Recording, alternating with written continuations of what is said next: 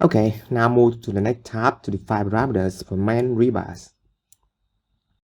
Here we have two options that we can create rebars or meshes.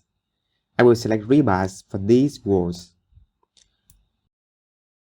Okay, define diameter 12 and spacing 150 mm for rebars in horizontal and vertical.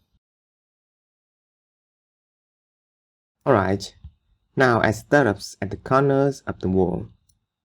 Diameter 12 and spacing 150 mm.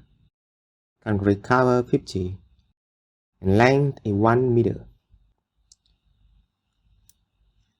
And we can add corner rebars with quantity here. I will add 4 bars with diameter 16.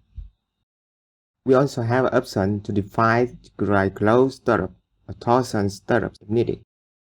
Okay, now I will give you a tip that we can define the same for rebars at end corner by clicking to this button here.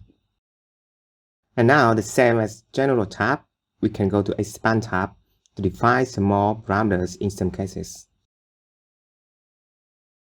For these walls, I will define same spacing for all rebars.